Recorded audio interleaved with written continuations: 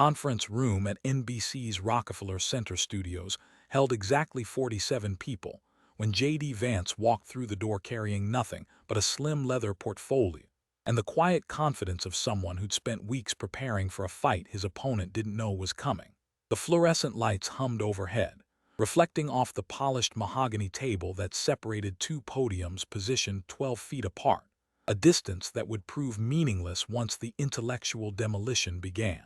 Alexandria Ocasio-Cortez arrived 6 minutes later, her entrance accompanied by a small entourage of staffers who whispered encouragement and handed her bottled water with the kind of reverent attention usually reserved for championship boxers entering the ring. She wore a perfectly tailored cream-colored blazer over a black top, her signature red lipstick freshly applied, her dark hair styled with the precision that had made her Instagram account a progressive phenomenon. She smiled at the cameras already positioned around the room, that practiced smile that had launched 1,000 viral moments, that expression of youthful defiance that had graced magazine covers and cable news segments for 6 years straight. What she didn't know, what she couldn't have known as she took her position behind the left podium and adjusted the microphone with familiar ease, was that the next 2 hours would systematically dismantle everything she'd built, every policy position she'd championed, every credential she'd flaunted, every lifestyle choice she'd made while performing as a working-class warrior. All of it was about to be exposed under the unforgiving light of documented facts, presented by someone who'd actually lived the poverty she romanticized, and escaped it through merit rather than performance. Lester Holt settled into the moderator's chair between them, his expression carefully neutral, his notes organized on the tablet before him. NBC had promoted this event for 3 weeks straight, calling it America's Economic Future, a debate. The network executives had envisioned viral moments, heated exchanges, perhaps some dramatic confrontations that would dominate social media cycles and drive ratings through the predictable roof of political theater. They had prepared for shouting matches, for interruptions, for the kind of chaotic spectacle that modern political discourse had devolved into over the past decade. What they got instead was something far more devastating. They got a methodical, evidence-based, systematically organized destruction of progressive performance politics by someone who'd brought receipts, data, economic analysis, and the unassailable credibility of having actually accomplished things rather than merely tweeting about them. The studio audience represented a careful demographic balance mandated by network protocols. Progressive activists who'd lined up hours early to support their champion, conservative observers who'd come to watch their vice president operate at peak effectiveness, undecided independents who genuinely wanted to understand the competing economic visions, professional political analysts who would dissect every moment for their respective outlets, and perhaps most importantly, cameras that would transmit every second to millions of Americans watching from homes, offices, and mobile devices across the country. Ocasio-Cortez took a long sip from her water bottle, her fingers drumming lightly against the podium in a gesture that might have been interpreted as nervous energy, or perhaps just her natural restlessness. She'd done hundreds of media appearances over her 6 years in Congress, from friendly interviews on progressive podcasts to combative exchanges on cable news shows, where she'd learned to deflect difficult questions with emotional appeals and pivots to inequality narratives. She'd mastered the art of the viral clapback, the devastating tweet, the Instagram story that made her millions of followers feel like they were part of some revolutionary movement against corporate greed and billionaire excess. But this wasn't Twitter. This wasn't a friendly interview where she could control the narrative. This was a formal debate with a moderator who would enforce equal speaking time and an opponent who'd spent his entire adult life studying economics, law, and public policy at the highest levels before entering elected office. An opponent who'd grown up in genuine Appalachian poverty, served his country in the Marines, graduated from Yale Law School, written a best-selling book that helped millions of Americans understand the working class, and now served as Vice President of the United States with access to resources and research that could document every claim he would make. Vance stood perfectly still behind his podium, his posture relaxed but alert, his eyes scanning the room with the methodical assessment of someone trained in military observation and legal analysis. He'd opened his leather portfolio to reveal tabbed sections, each one color-coded and labeled with neat handwriting that referenced specific topics: credentials, lifestyle, Amazon, Green New Deal, legislative record, Abuela, squad, complete record. 8 sections representing 8 systematic demolitions of everything Ocasio-Cortez had built her political brand upon. He'd spent 4 weeks preparing for this moment, not just reviewing her voting record and public statements, which was the obvious preparation any competent debater would undertake. No, Vance had gone deeper, much deeper. He'd commissioned economic analyses of the Amazon HQ2 deal from 3 separate firms to ensure his numbers were airtight. He'd obtained public expense reports showing her travel patterns and lifestyle expenditures. He'd reviewed Boston University's economics curriculum from her graduation year to understand exactly what she should have learned. He'd studied engineering assessments of the Green New Deal's physical feasibility. He'd examined property records from Westchester County. He'd compiled social media posts she'd later deleted, but which lived forever in internet archives. This wasn't preparation. This was the kind of comprehensive opposition research usually reserved for presidential campaigns, deployed against a congressional backbencher who'd somehow convinced herself that social media popularity translated to intellectual credibility. Vance knew something that Ocasio-Cortez had forgotten in her 6 years of friendly media coverage. Credentials without competence collapse when confronted with documented evidence, and performance politics disintegrate when forced to defend actual results. Lester Holt cleared his throat, the sound amplified through the studio speakers, causing several audience members to shift in their seats with anticipation.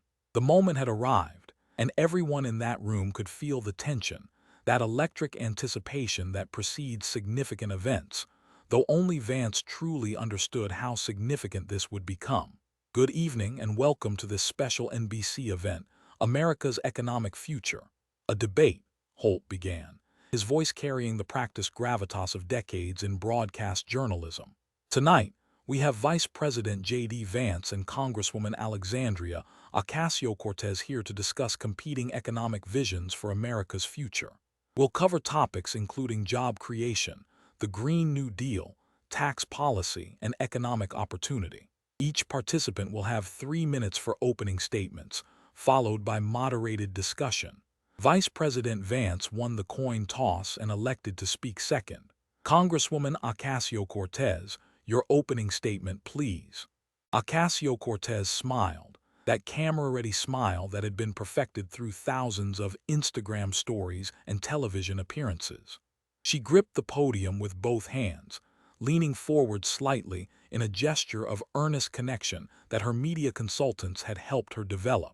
When she spoke, her voice carried that passionate intensity that had electrified progressive rallies and inspired countless young activists to believe that radical change was possible, if only they fought hard enough against the billionaire class and corporate greed. Thank you, Lester, and thank you to everyone watching tonight. I'm here because I believe in an economy that works for working people, not just billionaires and corporations. I grew up in a working-class family in the Bronx. My mother was a house cleaner. My father was a small business owner who died when I was in college, leaving my family struggling with medical debt.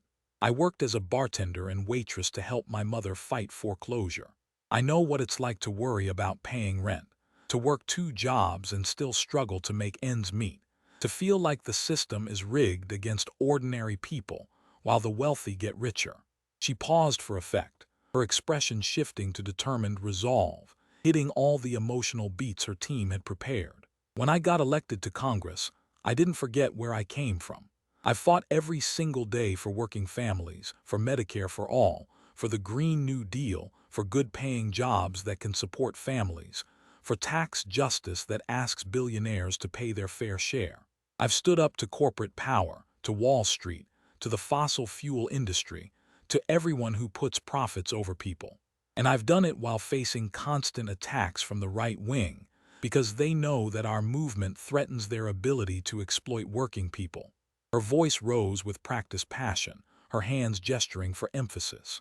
Tonight, I'm here to talk about real solutions to real problems, how we create good jobs with dignity and decent pay, how we address the existential crisis of climate change, how we build an economy where healthcare is a human right, where education doesn't mean crushing debt, where hard work actually means a better life. Because that's what the working class deserves, and that's what I've been fighting for since day one.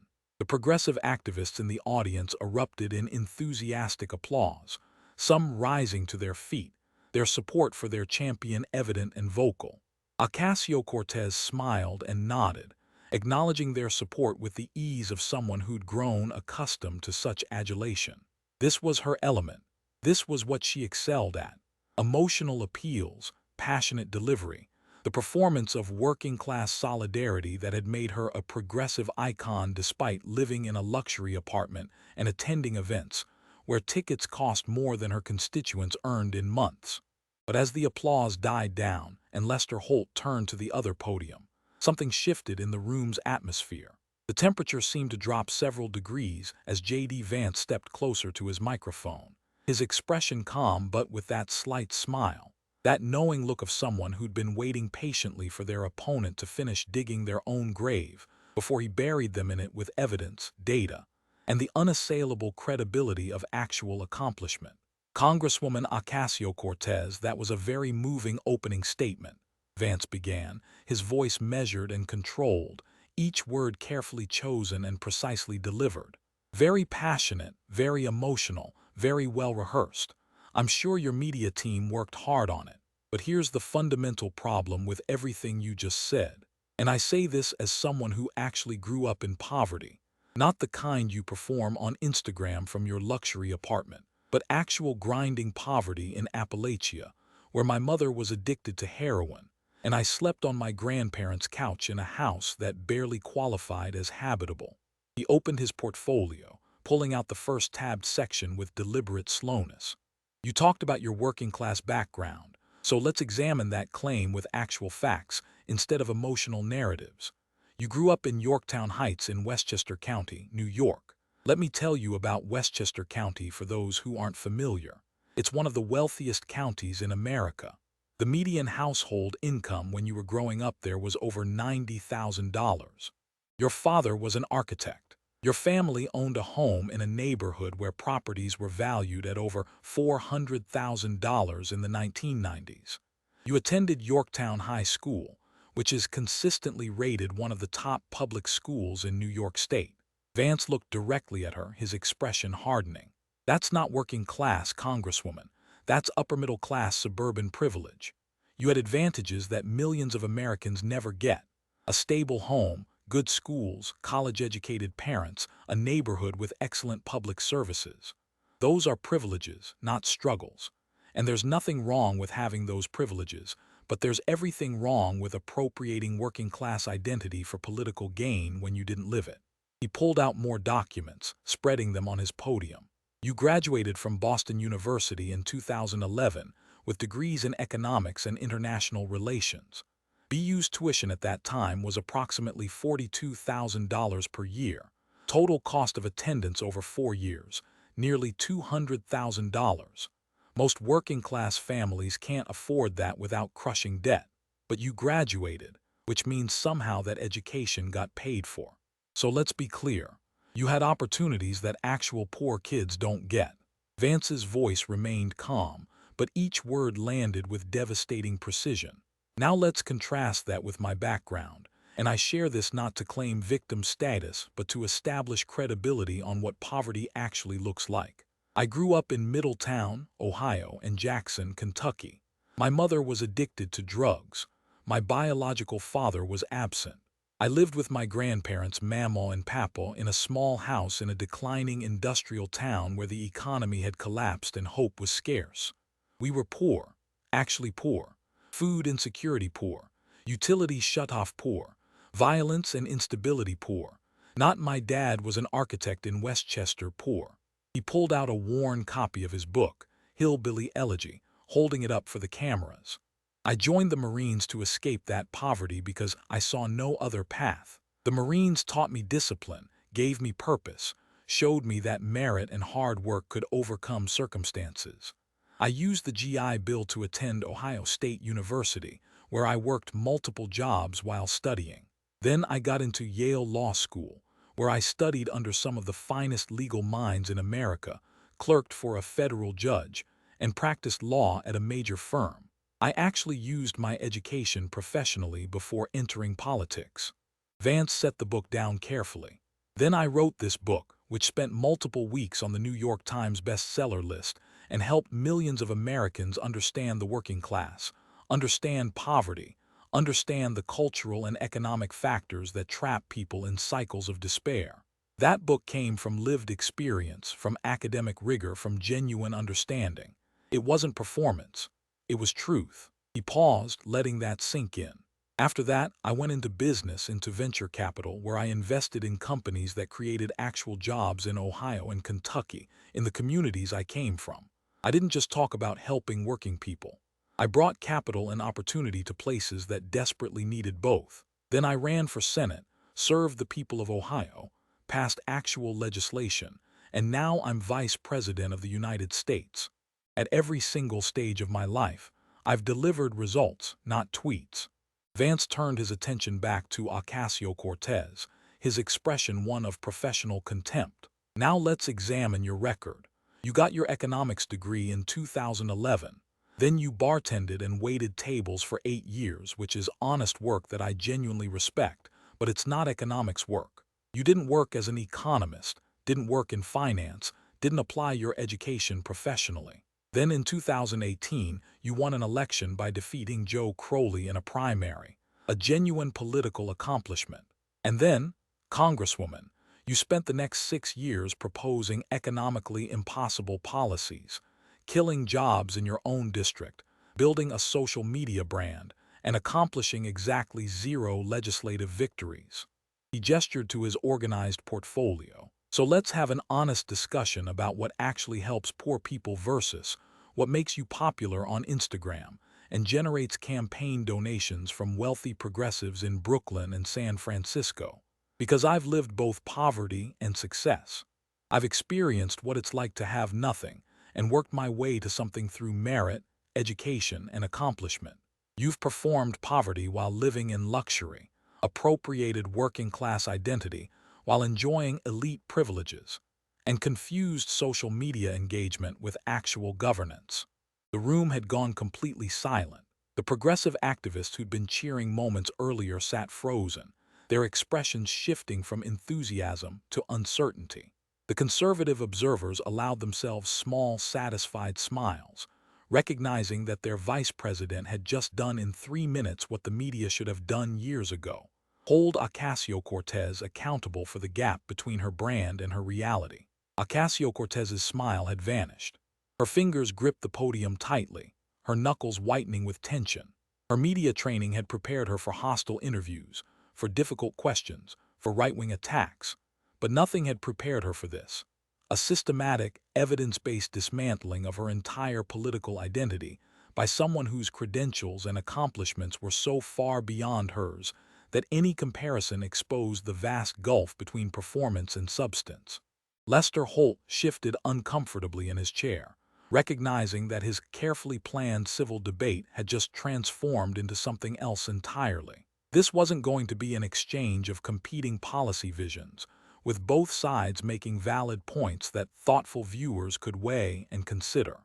This was going to be a masterclass in how someone with actual expertise, actual accomplishment, and actual lived experience of poverty systematically destroys someone who'd built an entire career on credentials they never used and struggles they never experienced. Vance closed the first section of his portfolio, his expression making clear that this was merely the opening salvo. He had 7 more sections prepared, 7 more systematic demolitions of different aspects of Ocasio-Cortez's record, each one backed by documents, data, and evidence that would prove impossible to refute. So, Congresswoman, he said with that slight smile returning, shall we discuss what your economics degree should have taught you versus what you've actually proposed? Because I'm very interested in understanding how someone graduates with an economics degree from a respected university and then spends 6 years violating every basic principle of economic theory. Let's start with the Green New Deal, shall we? I have the numbers right here. He flipped to the next tabbed section, and Ocasio-Cortez knew, even before he began speaking, that the next 2 hours were going to be the longest and most humiliating of her political career. She'd walked onto this stage thinking she was a champion of progressive causes facing off against another politician in a standard debate format. What she hadn't realized was that she was a social media influencer with an economics degree. She'd never used professionally about to be cross-examined by a Yale law graduate who'd actually practiced law, actually studied economics rigorously, and actually prepared for this encounter with the thoroughness of someone who understood that evidence defeats emotion. Facts override feelings, and competence exposes credential fraud every single time. The cameras captured every moment, every document Vance pulled from his portfolio, every claim he made backed by data she couldn't refute, every comparison between his actual accomplishments and her performance activism, every second of her increasing discomfort as she realized that her usual tactics, the emotional pivots, the inequality narratives, the appeals to working-class solidarity, none of it would work against someone who'd actually lived what she performed and accomplished what she merely tweeted about. And in that silence that followed his opening statement, before Lester Holt could transition to the first moderated question, J.D. Vance did something that would be analyzed in political science courses for years to come. He smiled at Alexandria Ocasio-Cortez, not with cruelty or mockery, but with the professional satisfaction of someone who'd done their homework and knew that everything that followed was inevitable. Because when preparation meets performance, when substance confronts style, when actual accomplishment faces credential fraud, the outcome isn't in doubt. It's just a matter of watching it unfold, document by document, fact by fact, until there's nothing left but the smoking ruins of a carefully constructed political brand that couldn't withstand contact with reality. Share this if you're tired of politicians who tweet instead of govern. Comment below if you want leaders with actual accomplishments instead of Instagram followers. This is just beginning, and it only gets more devastating from here. Lester Holt attempted to regain control of the debate format, clearing his throat and glancing down at his prepared questions. But Vance raised one hand slightly, a gesture that somehow commanded the room without being overtly aggressive. Lester, if I may, before we move to moderated questions, I'd like to address something fundamental that the Congresswoman raised in her opening statement. She mentioned her economics education, and I think it's crucial that we examine whether she actually understands the degree she holds before we discuss policy proposals that would fundamentally transform American economic life. Holt hesitated, recognizing that deviation from the planned format could lead to chaos, but also understanding that millions of viewers were watching specifically to see these two figures confront each other directly. He nodded slowly. "Proceed, Mr. Vice President, but briefly, please." Vance pulled out a document from his portfolio, holding it up so the cameras could capture it clearly. This is the economics curriculum from Boston University for the years 2007 through 2011, which covers the Congresswoman's time there. I obtained it from the university's public records.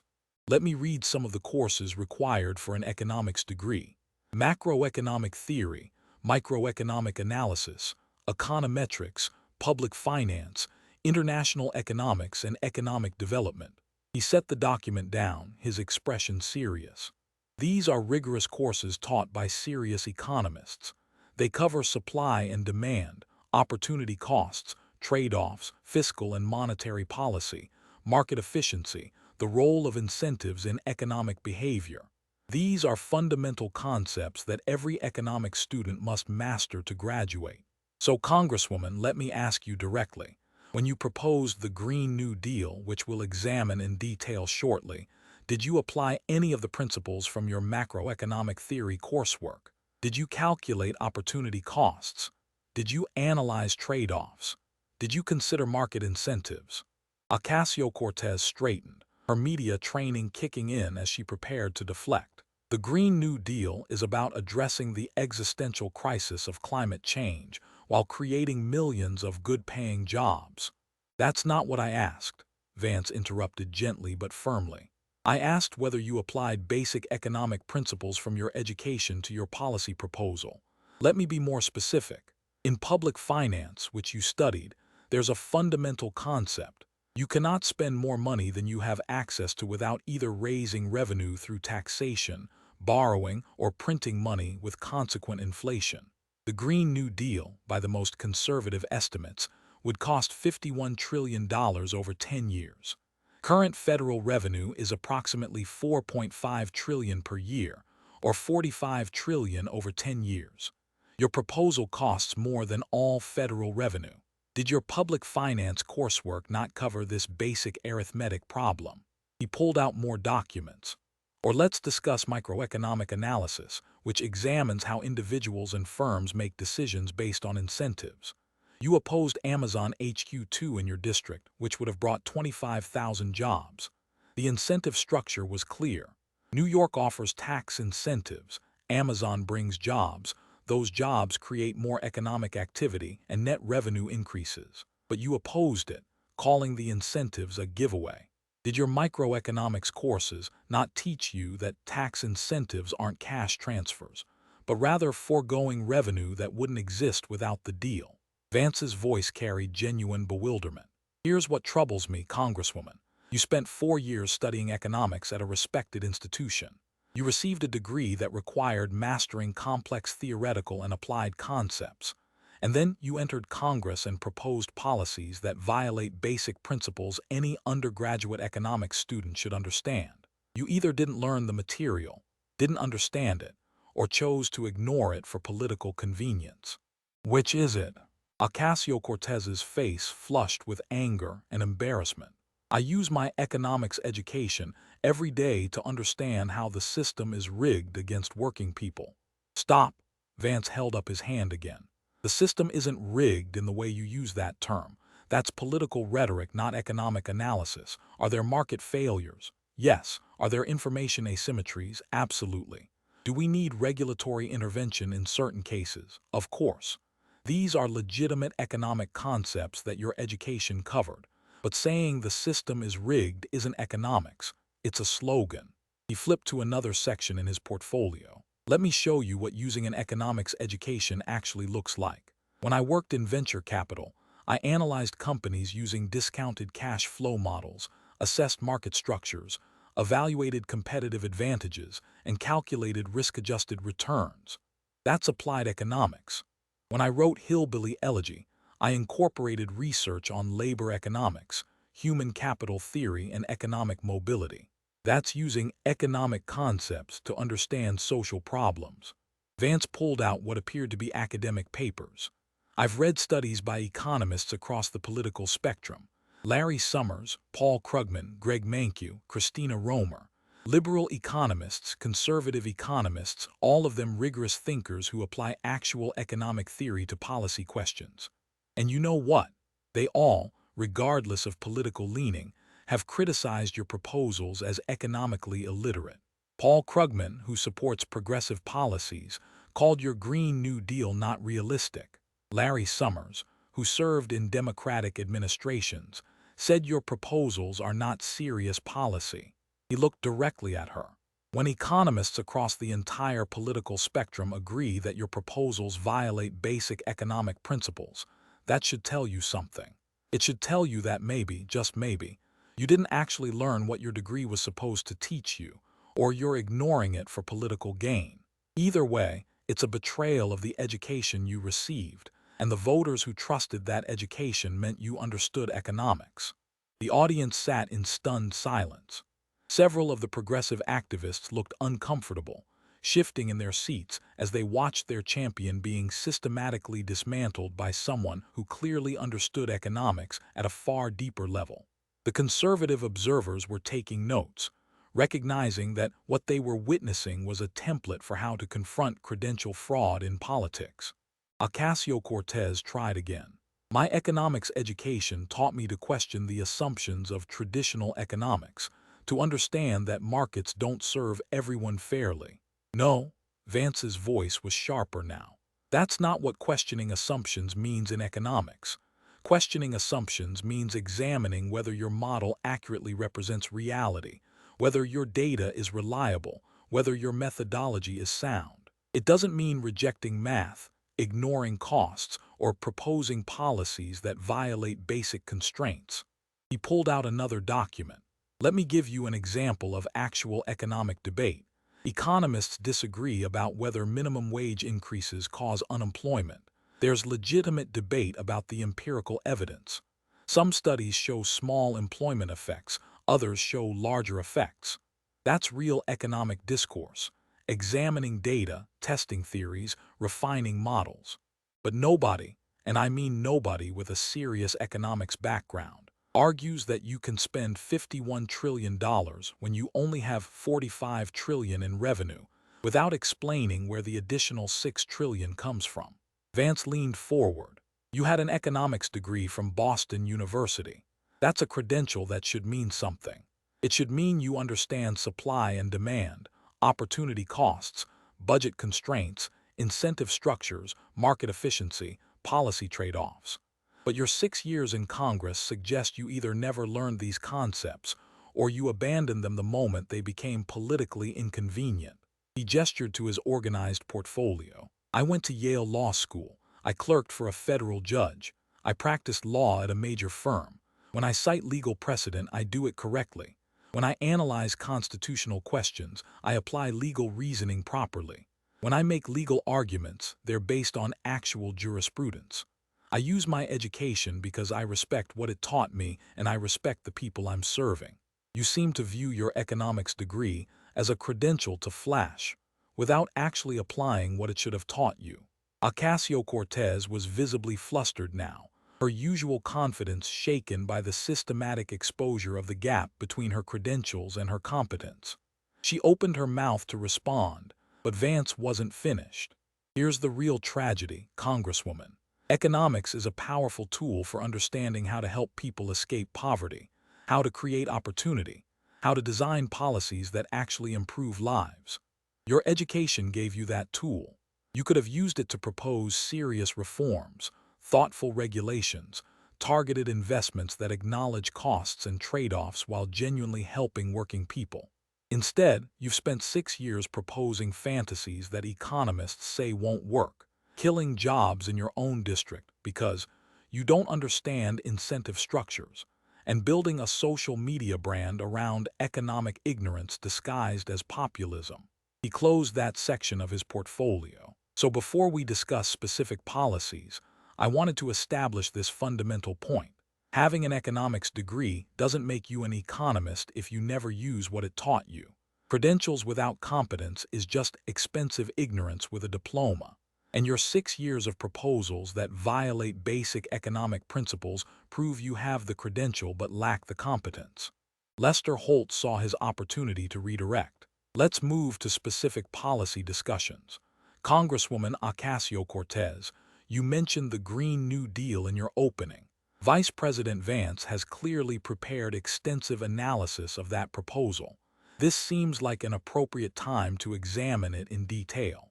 Vance smiled, that knowing smile that had been present since he walked into the studio. Excellent suggestion, Lester. I have quite a lot to say about the Green New Deal. He flipped to the appropriately tabbed section, pulling out what appeared to be the actual resolution along with multiple economic analyses, engineering assessments, and the infamous FAQ document that Ocasio-Cortez's team had tried to memory hole by deleting it from her website after the backlash. Let's discuss your signature legislative proposal, Congresswoman, the one policy more associated with your name than any other, the Green New Deal. I've studied it extensively, and I have to say, it reads less like serious policy and more like a wish list someone might write after staying up too late watching MSNBC and assuming that money materializes out of thin air because we really want it to. He opened the resolution to the first page. House Resolution 109, introduced February 7, 2019, co-sponsored with Senator Ed Markey. Let's go through the specific provisions and examine whether they're economically feasible, physically possible, or politically viable. Spoiler alert, they're none of those things. Vance began reading. The resolution calls for meeting 100% of the power demand in the United States through clean, renewable, and zero-emission energy sources within 10 years. Let me explain what that actually means. Currently, approximately 60% of U.S. electricity comes from fossil fuels, natural gas, coal, and petroleum. You're proposing to eliminate all of that and replace it entirely with renewables in a decade. He pulled out engineering studies. I consulted with actual engineers who design power grids for a living. They're not political, they're technical experts. And they told me that what you're proposing is physically impossible in that time frame. It would require building thousands of new wind farms and solar installations, upgrading the entire transmission infrastructure, developing massive energy storage capacity to handle the intermittency of renewables, and doing all of it while maintaining reliable power supply. The most optimistic estimates say this would take 30 to 40 years minimum with unlimited funding and perfect execution. You're proposing 10 years. It's engineering fiction. Ocasio-Cortez tried to interject. We put a man on the moon in less than a decade. Yes, and that program cost approximately $280 billion in today's money and employed 400,000 people. Vance countered immediately. Your Green New Deal is estimated to cost between $51 and $93 trillion over 10 years, depending on the analysis. That's not a moonshot. That's more expensive than World War II, the Marshall Plan, the interstate highway system, and the New Deal combined, adjusted for inflation. And unlike the moon landing, which was a single-focused objective, you're proposing to simultaneously rebuild the entire energy grid, retrofit every building in America, guarantee jobs for everyone, provide universal health care, and fundamentally transform the economy. It's not ambitious. It's delusional. He pulled out another document. Let's examine the cost estimates since you have an economics degree and should understand fiscal analysis. The American Action Forum, a respected research organization, calculated $93 trillion over 10 years. More conservative estimates put it at $51 trillion. Let's use the lower number to be charitable. Current federal revenue is approximately $4.5 trillion annually, which is $45 trillion over 10 years. Your proposal costs more than all federal revenue for a decade. Where does the additional $6 to $48 trillion come from? Did Boston University not teach you that spending requires revenue sources? Vance flipped through the resolution, his expression mixing disbelief with professional contempt. But the cost isn't even the most absurd part. Let's read some of the actual provisions. Guaranteeing a job with a family-sustaining wage, adequate family and medical leave, paid vacations, and retirement security to all people of the United States. That's a federal jobs guarantee for everyone who wants one. All 330 million Americans. Even if only half the population participates, that's 165 million federal employees. The current federal workforce is about 2 million. You're proposing to increase it by 80-fold. He found another section. Providing all people of the United States with high-quality health care. That's Medicare for all, estimated at $32 trillion over 10 years by left-leaning economists. But you're adding that on top of the Green New Deal costs, not instead of them. So we're already at $83 trillion using the lowest estimates. Vance's voice dripped with sarcasm. Providing all people of the United States with access to clean water, clean air, healthy and affordable food and nature. Guaranteeing access to nature. How does the federal government guarantee nature to all people? Are we mailing everyone a tree? Is there going to be a Department of Nature distribution? What does that even mean? He pulled out the FAQ document, holding it up so everyone could see it. This is my favorite part. You released a FAQ to explain the Green New Deal. It was so embarrassing that your staff deleted it from your website within hours. But the internet is forever, Congresswoman. Let me read directly from your official FAQ. We set a goal to get to net zero, rather than zero emissions, in 10 years because we aren't sure that we'll be able to fully get rid of farting cows and airplanes that fast." Vance paused, letting that sink in. Farting cows. You mentioned farting cows in an official policy document explaining your signature legislative proposal. You also said you wanted to build out high-speed rail at a scale where air travel stops becoming necessary. You wanted to replace airplanes with trains. How do you take a train from New York to London? From Los Angeles to Tokyo? From Miami to Sao Paulo? Did you think we'd build trains across oceans? Did your international economics course not include a section on geography? The audience was reacting now, some laughing at the absurdity, others looking genuinely concerned that a sitting member of Congress had proposed this and still defended it. Ocasio-Cortez's face was red with anger and humiliation, but Vance pressed forward relentlessly. Let's discuss physical feasibility. The resolution calls for upgrading all existing buildings in the United States and building new buildings to achieve maximum energy efficiency. There are approximately 136 million buildings in the United States. To retrofit or rebuild all of them in 10 years means 13.6 million buildings per year. That's 37,000 buildings every single day for 10 straight years. Congresswoman, we don't have the construction workers, the materials, the equipment, or the physical capacity to do that. It's mathematically impossible. He showed construction industry analyses. I spoke with contractors, construction firms, materials suppliers. They laughed at the idea that this could be done in 10 years. One contractor told me it would take a month just to properly retrofit a medium-sized office building, and that's if you have all the materials and workers ready. You're proposing 37,000 buildings per day. It's not policy. It's fantasy. Vance pulled out the legislative voting record. But here's the best part. When Republicans forced a vote on the Green New Deal in the Senate, how many senators voted for it? Take a guess, Congresswoman. Your own Democratic colleagues, the people who should be supporting your signature proposal if it had any merit whatsoever. How many voted yes? He paused for dramatic effect. 0. Not a single Democrat voted for it. They all voted present to avoid going on record. Your own party abandoned your proposal because even they recognized it was political suicide. Nancy Pelosi called it the Green Dream or whatever. The Speaker of your own party mocked your signature achievement. That should have told you something about its viability. Ocasio-Cortez finally found her voice. We need bold action on climate change. Scientists say we have less than a decade to prevent catastrophic. I agree that climate change requires action, Vance interrupted, his voice sharp. I support investment in clean energy research, nuclear power development, carbon capture technology, conservation efforts, and reasonable regulations on emissions. Those are serious climate policies based on actual engineering and economics. But your proposal isn't bold. It's impossible. He gathered all his documents on the Green New Deal, stacking them neatly. The Green New Deal has been analyzed by economists from across the political spectrum. Left-wing economists say it's not feasible. Right-wing economists say it's insane. Moderate economists say it's politically toxic. Engineers say the timeline is impossible.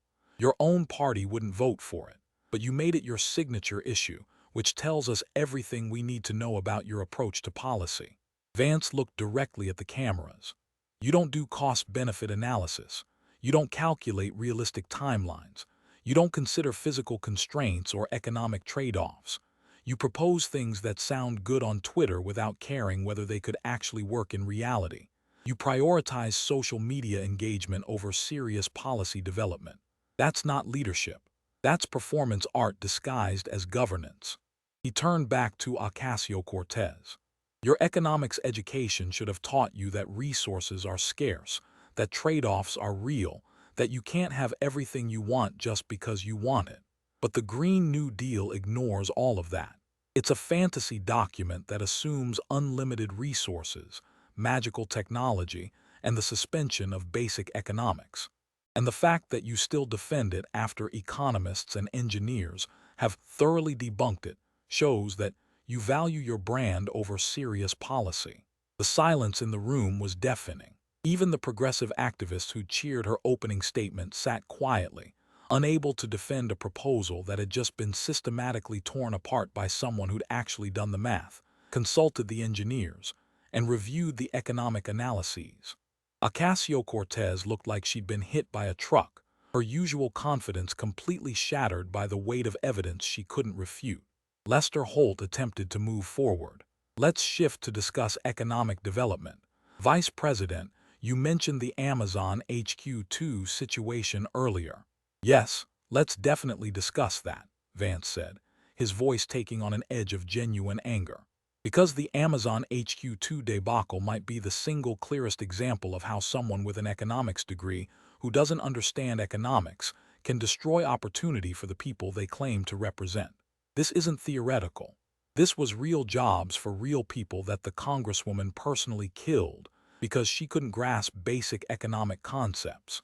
He pulled out a comprehensive economic impact study, thick with data and analysis. November 2018, Amazon announces they'll build a second headquarters in Long Island City, Queens. That's your district, Congresswoman. Let's review what this deal entailed and what you did to destroy it. Vance opened the study, running his finger down the page. The deal: Amazon would invest $2.5 billion in construction and infrastructure. They would create 25,000 to 40,000 jobs over 15 years. Average salary, $150,000. In exchange, New York State and City would provide approximately $3 billion in tax incentives over 10 years. Those are the basic facts. He pulled out a calculator, holding it up. Let me do the math that your economics degree should have enabled you to do. 25,000 jobs times $150,000 average salary equals $3.75 billion in annual wages. Over 10 years, that's $37.5 billion in wages flowing into the New York economy. Income taxes from those wages at New York's rates, approximately $4 billion over 10 years. Corporate taxes from Amazon, roughly $2 billion. Property taxes on the new facilities, another $1 billion. Sales taxes and other revenue from employee spending, at least another $1 billion. We're at $8 billion in new tax revenue from Amazon's presence. He set down the calculator. Now the incentives, $3 billion over 10 years. But here's what you didn't understand, Congresswoman. That wasn't $3 billion in cash that New York would give Amazon. Those were tax breaks, meaning New York was agreeing not to collect $3 billion in taxes that wouldn't exist without Amazon coming. It's revenue foregone, not money spent. So the actual calculation is $8 billion in new revenue minus $3 billion in foregone revenue equals $5 billion in net new revenue for New York. You saved $3 billion that was never real money and cost the state $5 billion in actual revenue. Congratulations. Ocasio-Cortez tried to defend herself. Those Amazon jobs would have displaced working-class residents through gentrification. Those Amazon jobs would have employed working-class residents, Vance shot back immediately. Let's look at what the jobs actually were, not your fantasy about them. Software engineers, yes, making good money, but also administrators, facilities managers, food service workers, maintenance personnel, security staff, HR professionals, logistics coordinators. 25,000 jobs across all income levels and skill categories. These aren't all tech bros making 300,000. These are working people earning good middle-class wages. He pulled out polling data. And here's the thing that really bothers me. Polls showed that 70% of Queens residents wanted Amazon. 70% of your own constituents wanted those jobs. But you opposed the deal anyway because it fit your anti-corporate narrative and would play well with your progressive base. You ignored what your constituents actually wanted because you needed a villain for your social media feed.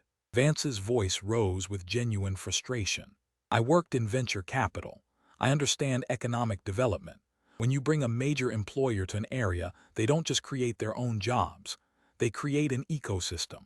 Those 25,000 Amazon employees would eat at local restaurants, shop at local stores, use local services. Economic multiplier effect means each of those jobs supports approximately 2 additional jobs in the service sector. So you didn't just kill 25,000 Amazon jobs. You killed 50,000 total jobs. 50,000. He pulled out follow-up studies showing what happened after Amazon withdrew. Projected property value increases in Long Island City didn't happen. Planned investments from businesses anticipating Amazon customers canceled. Restaurant openings, retail expansion, service industry growth, all dead. You didn't just hurt your constituents by opposing Amazon. You decimated economic development throughout the area. Vance flipped through more documents. Let me explain something about tax incentives, since you clearly didn't learn this at BU.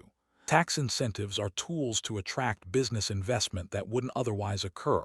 They're not giveaways because, without the business coming, that tax revenue doesn't exist anyway. It's like complaining that you gave away money by not winning a lottery you didn't play. The money was never yours to begin with. He looked at her with something approaching pity. You thought New York was writing a check for $3 billion to Amazon. You thought that money could be spent on other things like schools or infrastructure. But that's not how tax incentives work. They're reductions in future tax obligations contingent on the company actually coming and creating the jobs and investment. If Amazon doesn't come, that money doesn't exist to spend on schools. You don't have $3 billion for schools. You have zero. Zero jobs, zero revenue, zero development. That's what you chose. Ocasio-Cortez was shaking her head. We can't allow corporations to pit cities against each other in a race to the bottom. Then what's your alternative? Vance demanded. Places like Queens need good jobs. They need investment.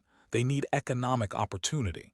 You can rail against the system all you want, but while you're performing ideological purity, people in your district need work. They need wages. They need the opportunity to support their families. And you took that away from them because you didn't understand basic economics. He pulled out his own economic record. When I was in business, I invested in companies in Ohio and Kentucky. I brought capital to communities that needed it. I helped create jobs in places that had been left behind by globalization and economic change. I understood that these communities needed opportunity, not ideology. You had the chance to bring 50,000 jobs to your district, and you killed it to score political points. That's not representation. That's sabotage.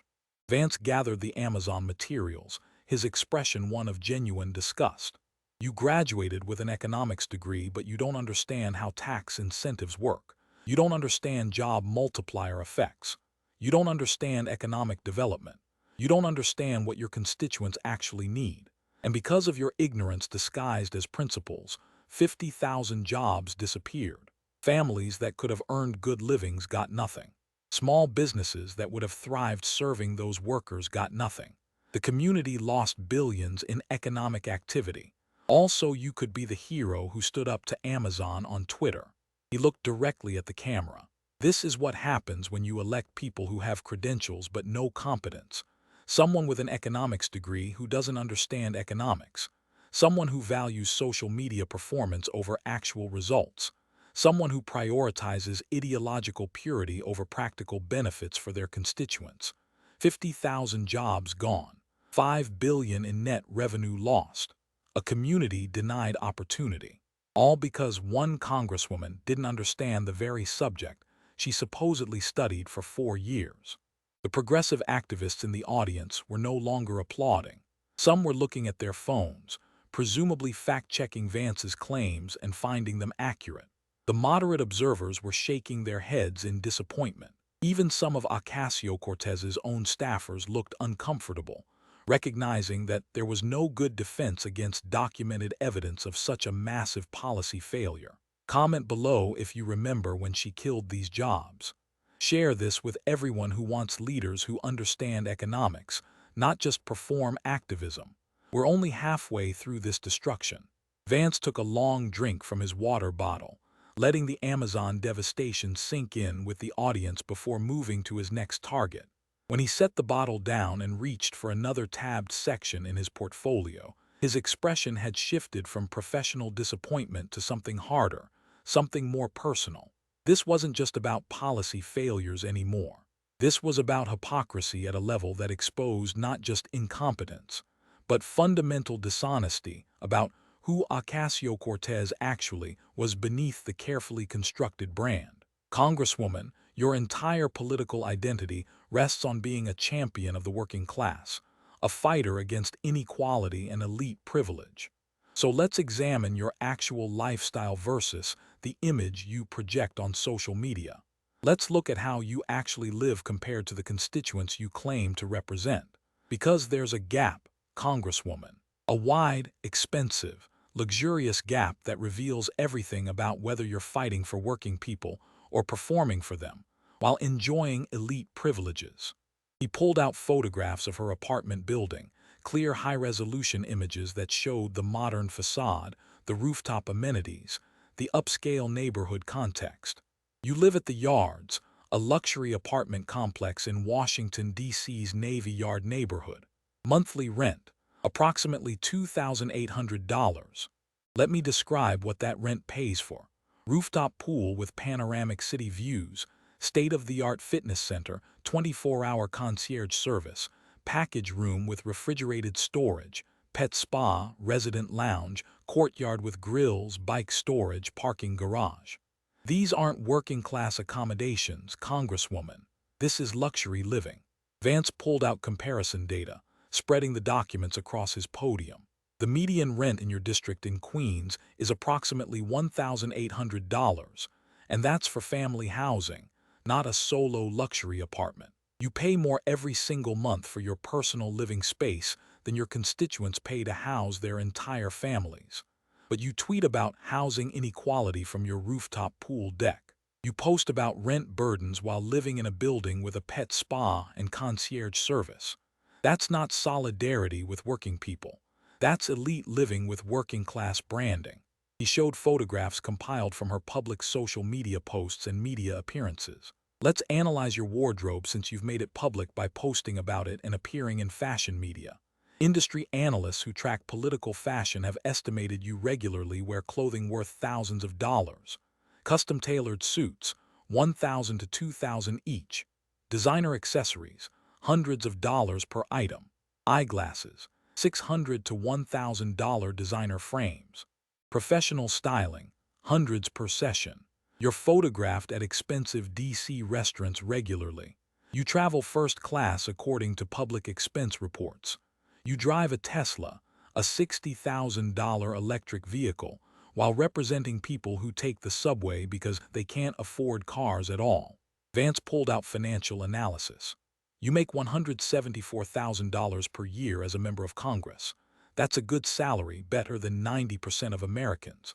But you're living like you make $300,000. Your apartment alone costs $34,000 per year. Add your wardrobe, dining, travel, and lifestyle expenses, and you're spending way beyond your congressional salary. So where's the additional money coming from? Do you have outside income you're not disclosing? Are you living beyond your means? Or are you receiving financial support that you don't talk about publicly? He pulled out the Metropolitan Museum gala photographs again, the ones showing her in that elegant designer gown. September 13, 2021. The Met Gala. Tickets cost $35,000. That's more than the median American household income for an entire year. You attended this event, one of the most exclusive gatherings of wealth and celebrity in America, wearing a custom-designed gown with "Tax the Rich" written on it in bold red letters across the back. Vance's voice dripped with scorn. Let's talk about the layers of hypocrisy in this moment. You're at a party that costs what working people earn in a year. You're surrounded by billionaires, actors worth hundreds of millions, fashion designers, celebrities, the ultra-wealthy elite of American society. You're wearing a custom gown designed specifically for you, and you're calling it activism. You're claiming this is making a statement about inequality. He pulled out tax documents. But here's the best part. The designer who made your dress, Aurora James, owed over $100,000 in back taxes and unpaid wages to her workers at the time. So you wore a tax-the-rich dress made by someone who wasn't paying their taxes or their employees. You can't make this up. It's hypocrisy so thick it becomes parody. Vance showed more photographs from the event. Here you are posing with celebrities and socialites. Here you are laughing and mingling with people whose net worths exceed what your constituents will earn in multiple lifetimes.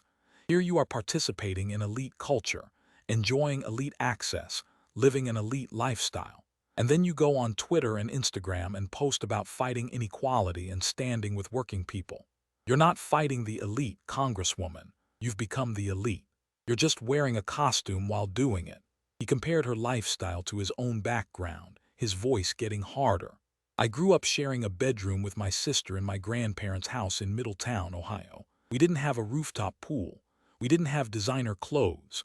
We didn't go to parties that cost $35,000. When I made money from my book, when I had success in business, I could have lived extravagantly. I chose not to because I remember what it's like to have nothing. I live modestly because those memories don't fade. The poverty I experienced shaped how I view money and success. Vance pulled out property records from Westchester County. But you didn't grow up poor, did you? Let's be clear about your actual background. Your family owned a home in Yorktown Heights, Westchester County. Properties in that area were valued at over $400,000 when you were growing up in the 1990s. Your father was an architect. Your mother had resources to send you to Boston University. You attended Yorktown High School, one of the best public schools in New York. That's not working-class poverty, Congresswoman. That's upper-middle-class suburban comfort. He looked at her with genuine contempt. You worked as a bartender for 8 years, and I respect that work. Millions of people bartend and wait tables to pay bills. But you use that bartending experience like it's a Purple Heart. You wave it around as proof you understand working-class struggle. But bartending for 8 years while living in Westchester and attending BU isn't the same as growing up in generational poverty in Appalachia with a drug-addicted mother and an absent father. Those aren't comparable experiences, and pretending they are is insulting to people who have actually lived real poverty. Ocasio-Cortez tried to respond. I worked as a bartender. I helped my mother fight foreclosure. I understand what it's like to struggle. You worked as a bartender 8 years ago. Vance cut her off. Now you live in a luxury building that costs more per month than most bartenders earn. Now you wear designer outfits worth more than most bartenders make in a month. Now you attend events that cost more than most bartenders make in a year. You're not a bartender anymore, Congresswoman. You're a member of the elite who uses bartending as a prop for your political brand. He gathered all the lifestyle documentation, stacking it methodically. Here's what this evidence shows. You appropriate working-class identity while living an elite lifestyle. You perform working-class solidarity while enjoying elite privileges. You lecture about inequality while participating enthusiastically in the very system you claim to oppose. You're champagne socialism in designer clothes. You're everything wrong with performative progressivism. All style, no substance. All brand, no authenticity. Vance's voice rose with frustration. The difference between us is authenticity.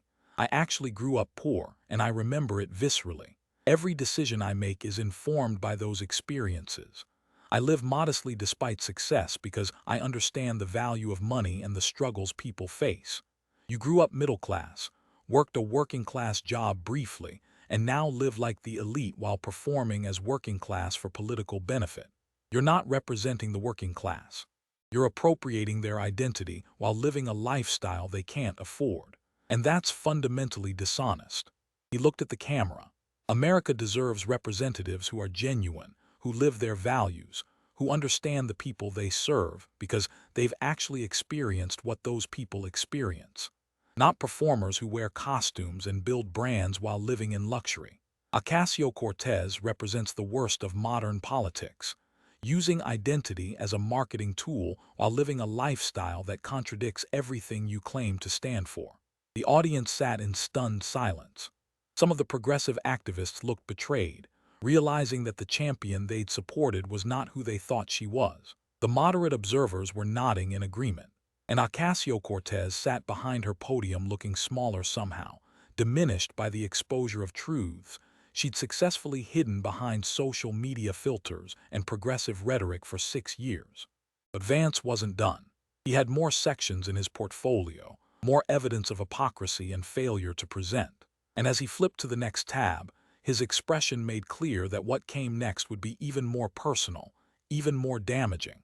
Because if there was one thing worse than performative politics and lifestyle hypocrisy, it was exploiting your own family for political gain, and then abandoning them when it became inconvenient. Let's talk about your grandmother in Puerto Rico, Vance said, his voice taking on a tone of genuine disgust. This story isn't just about policy or lifestyle. This is about character. This is about whether you actually care about the people you claim to fight for, even when those people are your own family members. He pulled out screenshots of tweets from June 2021, spreading them where everyone could see. You posted photographs of your grandmother's home in Puerto Rico. The images showed water damage, a deteriorating roof, challenging living conditions. You blamed this situation on the Trump administration's response to Hurricane Maria in 2017, tweeting that Trump failed Puerto Rico and implying that aid money had been misappropriated. You used your grandmother's suffering to score political points against your political opponents. Vance showed the photographs again. These images were genuinely concerning. Anyone seeing their grandmother living in those conditions would want to help immediately. And that's exactly what happened. Conservative commentator Matt Walsh, who politically opposes you, started a GoFundMe campaign to raise money to repair your grandmother's house. Not as a joke, not to mock you, but to actually help a person in need. Because that's what decent human beings do when they see someone suffering. He pulled out the GoFundMe records, the documentation showing the rapid accumulation of donations.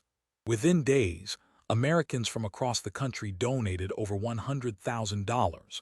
$100,000 to fix your grandmother's house. People who probably disagreed with your politics, who don't support your policies, who think you're wrong about economics, still donated because they saw someone in need and wanted to help. That's the American spirit. That's real compassion transcending political differences. Vance's expression hardened into something approaching rage. And what did you do, Congresswoman? You refused the money. You said it was in poor taste. You rejected $100,000 that could have fixed your grandmother's home. Let me make sure I understand this correctly. You posted photos of your grandmother's damaged home to attack Donald Trump politically. Real people offered real money to actually solve the problem. And you refused the help because it came from conservatives. He pulled out follow-up reporting, articles questioning the original narrative. After you refused the donation, journalists investigated. They interviewed neighbors. They examined the property. Questions emerged about whether the photos were as representative as you'd suggested, whether the situation was as dire as you'd portrayed, whether this was more about political performance than genuine concern for your grandmother's welfare. Vance's voice shook with barely controlled anger. But here's what really bothers me. After you refused that $100,000, after you rejected help from people who genuinely wanted to fix your grandmother's house, what did you do? Did you, a member of Congress making $174,000 per year, use your own money to help your own grandmother? Did you organize a fundraiser among your millions of supporters? Did you mobilize your wealthy progressive donors in Brooklyn and San Francisco? Or did you just move on to the next viral tweet and forget about the grandmother you'd exploited for political points? He pulled out more documentation. There's no evidence you actually helped your grandmother. No follow-up posts about repairs being made. No updates about fixing the problems you'd photographed. No indication that you spent any of your own money or raised any funds from your supporters to address the issues you'd publicly highlighted. You used her suffering for a political attack on Trump, refused help when it was offered because it came from the wrong people politically, and then abandoned the story once it stopped being politically useful. Vance compared this to his own relationship with his grandmother. In Hillbilly Elegy, I write extensively about Mama, my grandmother who raised me when my mother couldn't. She struggled financially. She made tremendous sacrifices for me and my sister. She worked hard in difficult circumstances. And when I became successful, when I made money from my book and my career, I took care of her. That's what you do for family.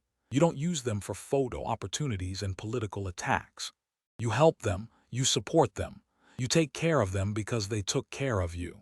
He looked at Ocasio-Cortez with undisguised contempt. You make $174,000 per year. You could have easily paid to fix your grandmother's house out of your own pocket. The repairs probably would have cost $20,000 to $30,000.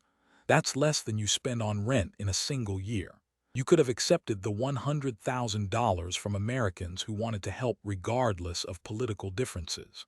Instead, you exploited your grandmother's suffering for political gain, refused help because of partisan politics, and never followed up on whether she got the assistance she needed. Ocasio-Cortez tried to defend herself. That was a right-wing stunt designed to distract from Trump's failures in Puerto Rico. It was $100,000 to help your grandmother, Vance interrupted, his voice rising. Real money from real people who saw a human being in need and wanted to help. You could have taken it, fixed her house, thanked the donors for their compassion, and proven that Americans can come together across political lines to help people in need. Instead, you rejected it to maintain your political narrative and protect your anti-Republican brand. You chose politics over your own grandmother's welfare. What does that say about your priorities? He gathered the evidence, shaking his head. This incident reveals everything about who you really are. When your grandmother needed help, you used her for political attacks. When help was offered, you refused it for political reasons. When the story stopped generating social media engagement, you abandoned it. You don't actually care about helping people, even your own family. You care about political performance, social media engagement, and maintaining your brand. And if you'll exploit your own grandmother for political points, what won't you exploit? Who won't you use? The audience sat in horrified silence. Even some of the progressive activists looked disgusted, recognizing that what Vance had just exposed went beyond policy disagreements or political tactics. This was about basic human decency and family loyalty. And Ocasio-Cortez had failed on both counts, using her grandmother's suffering for political gain, and then rejecting help when it was offered because accepting it would have required acknowledging that conservatives could be compassionate human beings. Lester Holt looked like he wanted to end the debate right there, recognizing that what had started as a policy discussion had become something much more personal and damaging. But Vance had more ammunition in his portfolio, and he was going to use every bit of it to ensure that Ocasio-Cortez's carefully constructed brand was completely demolished by the time the cameras stopped rolling. "Let's discuss your legislative record," Vance said, flipping to another section. Because at the end of the day, representatives are elected to pass laws, deliver results, and improve their constituents' lives. So let's examine what you and your squad members have actually accomplished legislatively in your combined years in Congress. This should be quick because the answer is almost nothing. He laid out legislative scorecards and accomplishment analyses. You're part of the squad. You, Ilhan Omar, Rashida Tlaib, Ayanna Pressley. 4 congresswomen who receive enormous media attention, generate massive social media engagement, and are constantly in the news making headlines. Combined time in Congress as of 2024, approximately 16 years total. Major pieces of legislation passed with your names as primary sponsors. 0. Not one. Not a single significant bill that any of you introduced has become law. Vance showed voting records, but you've been very active in opposing things. You voted against the bipartisan infrastructure bill that would have funded roads, bridges, broadband, and water systems. Real infrastructure that helps real people. Why? Because it wasn't progressive enough for your standards. You preferred nothing over something. You've opposed bills that your own party leadership supported because they didn't meet your ideological purity tests. He pulled out committee records.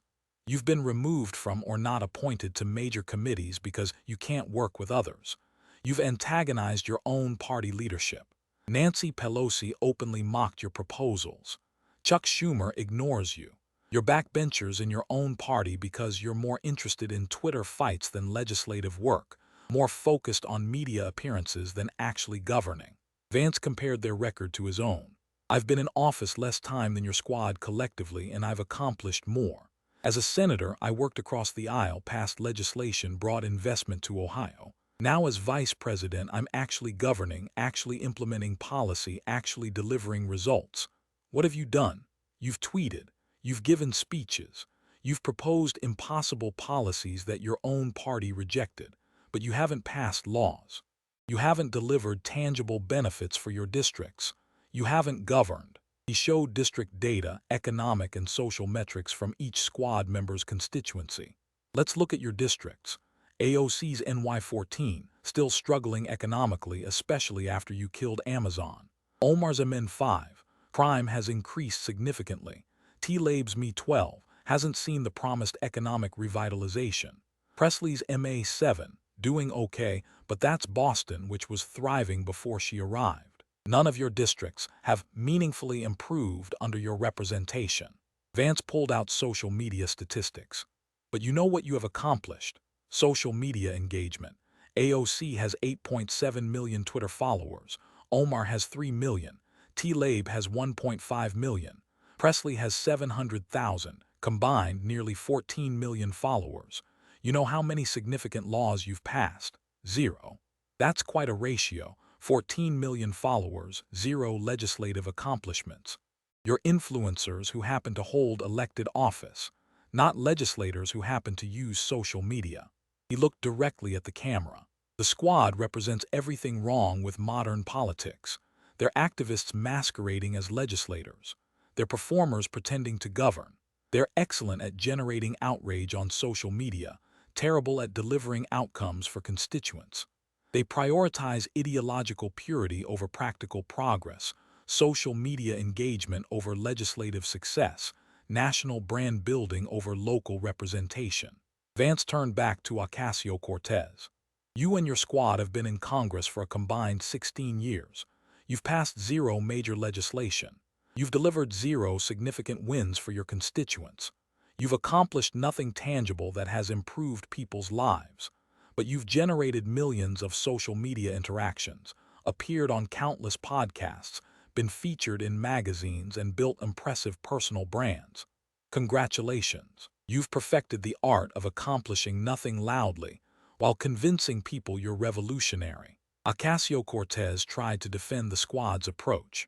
We're pushing the Democratic Party to the left, moving the Overton window on important issues like Medicare for all and the Green New Deal.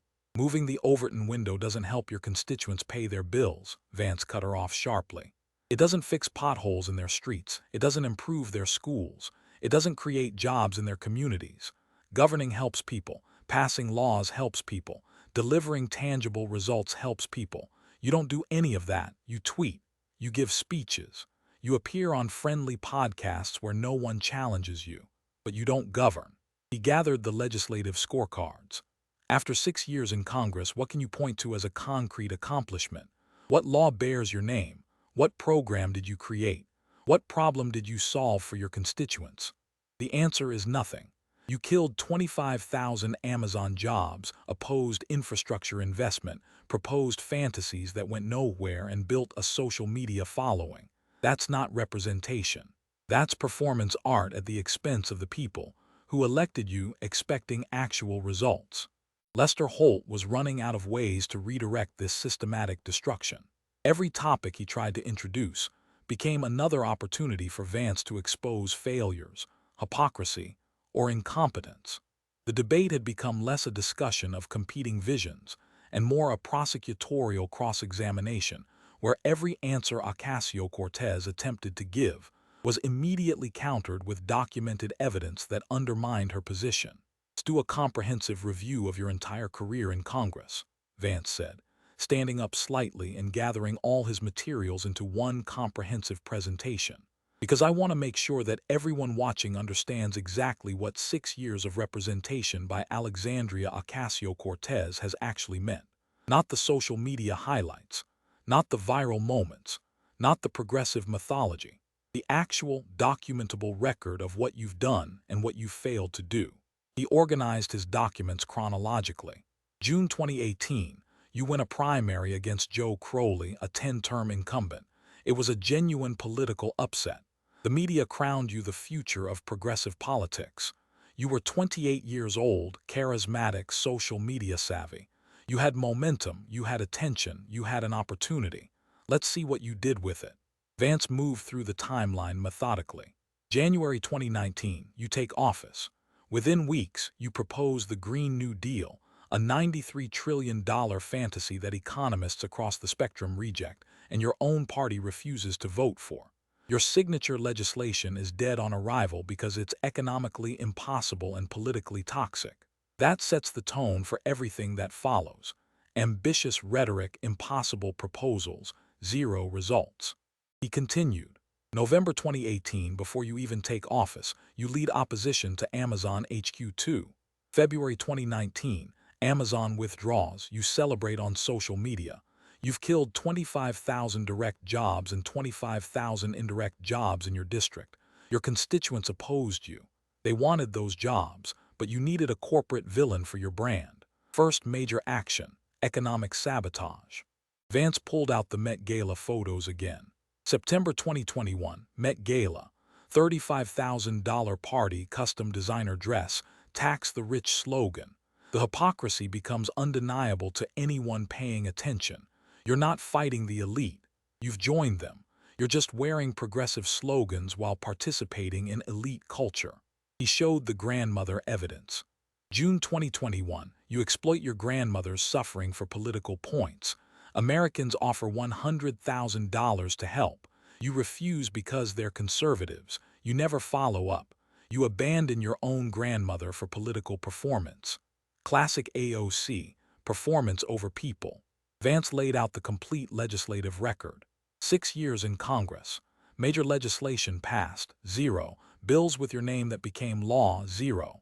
Committee assignments on major committees, none because you can't work with others. Relationship with party leadership, antagonistic. Nancy Pelosi mocked you. Chuck Schumer ignores you. You're a backbencher with good social media skills, nothing more. He displayed social media metrics contrasted with legislative accomplishments. But here's what you have achieved. 8.7 million Twitter followers, millions of Instagram followers, TikTok star, cable news regular, magazine cover subject. You're famous. You're influential in progressive circles. You're a brand, but you're not a legislator. You don't govern, you perform. Vance pulled out all the lifestyle documentation again. You live in luxury while representing working-class people. $2,800 apartment with rooftop pool and concierge. Designer clothes. Expensive lifestyle. Tesla ownership. Met Gala attendance. You've become the elite you claim to fight. The bartender has become the bourgeoisie, but you still use bartending as a credential 8 years later. He showed the economic literacy failures. You have an economics degree you never used professionally. You don't understand tax incentives. You proposed a Green New Deal that violates basic mathematical constraints and physical limitations. You killed jobs because you don't understand economic development. You're economically illiterate despite your expensive education. Credentials without competence. Vance arranged everything into one comprehensive indictment, speaking directly to the camera. Here is Alexandria Ocasio-Cortez's complete record after 6 years in Congress. 0 major legislation. 0 laws with her name. 25,000 jobs killed in her district. $93 trillion fantasy proposal rejected by her own party. Luxury lifestyle contradicting working-class brand. Grandmother exploited for politics then abandoned. Squad membership resulting in 0 legislative accomplishments. Millions of social media followers but 0 actual achievements that improved constituents' lives. She is the perfect symbol of modern progressive politics. All brand, no substance. All performance, no results. All outrage, no outcomes. His voice rose with conviction. Congresswoman Ocasio-Cortez represents everything wrong with contemporary American politics. You've turned public service into personal branding. You've confused social media engagement with actual governance. You've prioritized performance over results, ideology over pragmatism, followers over accomplishments. You're an Instagram influencer who happens to hold a congressional seat. You're an activist pretending to be a legislator. You're a performer masquerading as a public servant. Vance's final summation was delivered with prosecutorial precision. You had every advantage. You got an economics degree from Boston University, advantages millions of Americans will never have. You got elected to Congress at 28, an opportunity very few people ever receive. You had momentum, media attention, a national platform from day one. What did you do with it? You killed jobs in your district. You proposed impossible fantasies. You built a social media brand. You attended elite parties. You lived in luxury. And you accomplished absolutely nothing for the people you claim to represent. He stacked all his evidence, creating a literal pile of her failures. 6 years in Congress.